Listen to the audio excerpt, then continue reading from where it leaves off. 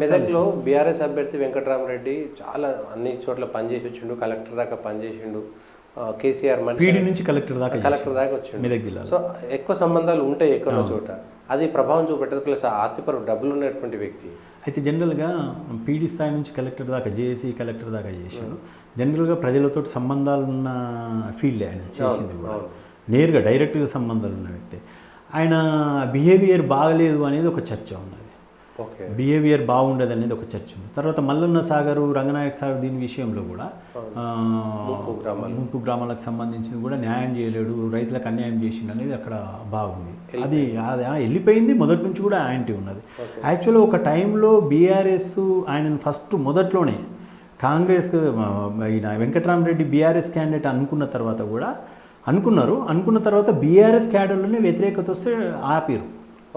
Announce చేసే పరిస్థితి దాకా పోయింది, ఆపిన తర్వాత మళ్ళీ ఏంటంటే మన ఒంటరి ప్రతాప్ రెడ్డి అయితే అక్కడ ఇంకొక ఫీలింగ్ వచ్చింది. ఏంటంటే ఈ బెల్ట్ అంతా కూడా ఇప్పుడు అక్కడ కేసీఆర్ ఉండు గజ్వేల్లో, అక్కడ హరీష్ రావు గారు ఉన్నారు, వీళ్ళందరిది కూడా ఈ ఒంటరి ప్రతాప్ రెడ్డి కూడా గజ్వేల్ అవుతుంది. అక్కడ మళ్ళీ ఇంకో ఎమ్మెల్సీ కూడా యాదవ్ రెడ్డి ఉన్నాడు, ఒంటరి యాదవ్ రెడ్డి ఉన్నాడు.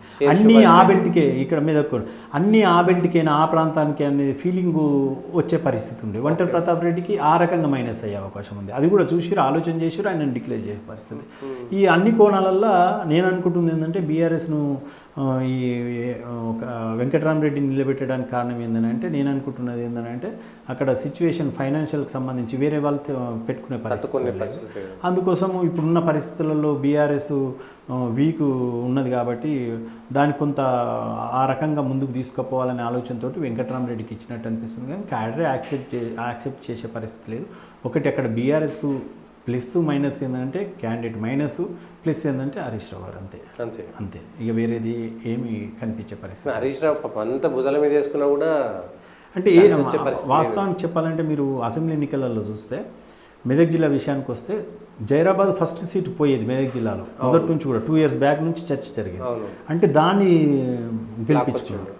అంటే ఎగ్జాంపుల్ మెదక్ అసెంబ్లీ విషయానికి వస్తే కూడా దాదాపు 30 నుంచి 40 వేల మెజార్టీతో కాంగ్రెస్ రోహిత్ రావు గెలవాలి, కానీ 8-10 వేలకు తీసుకొచ్చేసాడు.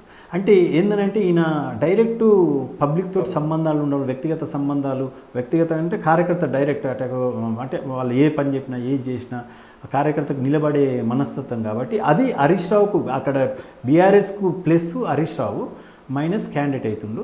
అయితే ఇందులో ప్లస్ హరీష్ రావు ఉన్నప్పటికీ కూడా హరీష్ రావు గారికి కూడా చాలా మటుకు అంటే మేము వింటుంటాం, చేస్తుంటాం. హరీష్ రావు గారికి కూడా మేము వ్యక్తిగతంగా చెప్పినాము. ఎందుకనంటే మీ ఎలక్షన్ కాదు కదా అని మేము చెప్పినాం, మీ పర్సనల్ వేరు ఇది వేరు అని. ఈవెన్ సిద్దిపేటలో కూడా మాకు సంబంధాలు ఉన్నాయి.